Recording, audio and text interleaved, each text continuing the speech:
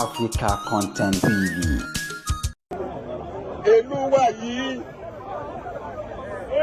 state wa yìí, a mọ̀ fún ìrọ̀rùn, ìdàgbàsókè. A ti ṣe bí Ọ̀yọ́ láàrí o, Ọ̀yọ́ ò ní ṣe bí ẹnì kọ̀ọ̀kan. A ń láti dúpẹ́ fún gbogbo àwọn tó ṣẹ̀ wá lẹ̀ nípínlẹ̀ Ọ̀yọ́ tó yẹ pé ìrìn àjò àǹfààní fún nílé àtàlejò lọ́ fi lé wa lọ́wọ́. Ọlọ́run ní jẹ́ ìlú ìbàjẹ́.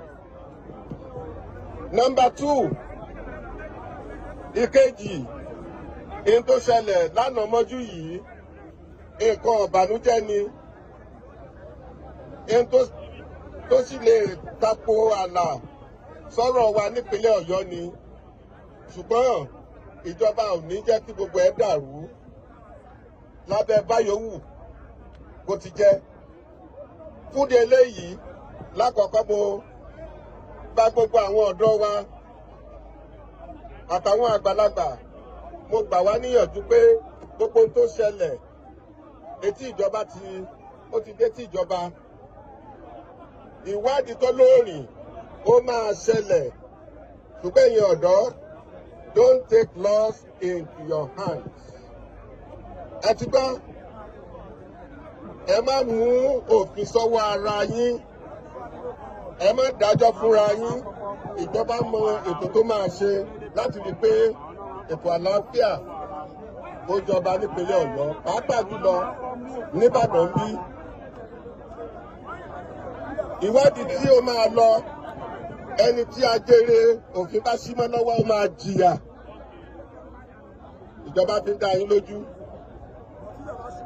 Ṣùgbọ́n bá a ṣe wà ní ìsìn, ń tá a rí ni pé tá a bá tètè dẹ́kun tó ṣẹlẹ̀ yìí, wọ́n ti fẹ́ sọ di ẹlẹ́yàmẹ̀yà mọ́ wa lọ́wọ́.